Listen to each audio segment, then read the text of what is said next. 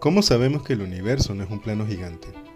Al principio, nos enseñan que el círculo y la elipse son solo figuras en un cuaderno, pero para la ciencia moderna, estas formas fueron una revolución. Pasamos de los círculos perfectos de Aristóteles a las elipses de Kepler. Este cambio no fue solo matemático, fue un hecho histórico que rompió con la idea de que el hombre era el centro absoluto. La geometría evolucionó de medir terrenos en el desierto a medir la trayectoria de los planetas. Aquí conectamos dos mundos. Las ciencias naturales nos dan las leyes, la gravedad y la distancia geométrica entre la Tierra y el Sol. Pero las ciencias sociales entran en juego cuando los humanos decidimos cómo clasificar este conocimiento. Medir la órbita de Plutón es ciencia natural, pero el debate sobre si Plutón es o no un planeta es un hecho social y político de la comunidad científica. La ciencia no solo descubre el mundo, lo organiza según nuestras necesidades y consensos sociales. ¿Es nuestra geometría una verdad absoluta o una herramienta que depende del contexto?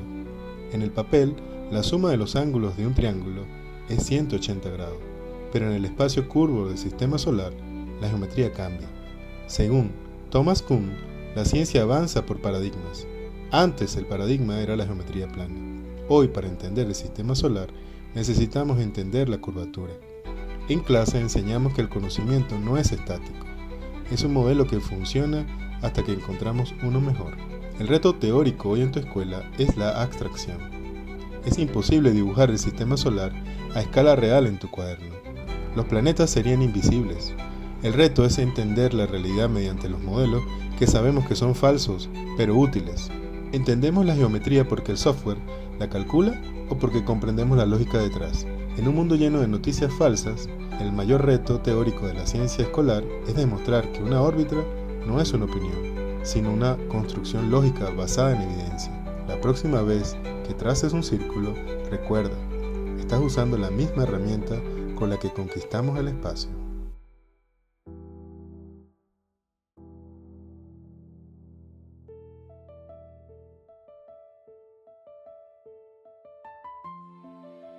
El consenso social se presenta como el mecanismo que valida y organiza el conocimiento científico. Si bien las leyes naturales, como la gravedad, existen de forma independiente, la forma en que las clasificamos es un acuerdo humano. Un ejemplo claro es el debate sobre Plutón. Su estatus como planeta no depende de una ley física inmutable, sino de un consenso político y social dentro de la comunidad científica, para organizar la realidad según nuestras necesidades. El conflicto social se manifiesta a través de las transiciones históricas y el choque de las ideas. El paso de la visión aristotélica a la de Kepler se describe como una ruptura violenta con el dogma previo. Este cambio representa un conflicto entre el paradigma establecido y la nueva evidencia científica, lo cual rompió con la idea antropocéntrica de que el hombre era el centro del universo, alterando el orden social y religioso de la época. La complejidad social se observa en la interdependencia entre diferentes dominios del saber y la superación de visiones simplistas. La frontera entre ciencias naturales y sociales desaparece. La complejidad radica en entender que la ciencia no es estática, sino un modelo que funciona temporalmente hasta que es superado por otro mejor. La dificultad de representar la realidad, como el sistema solar a escala, obliga a los estudiantes a manejar modelos que son falsos, pero útiles, integrando la lógica matemática con la interpretación social, para combatir problemas actuales como las noticias falsas.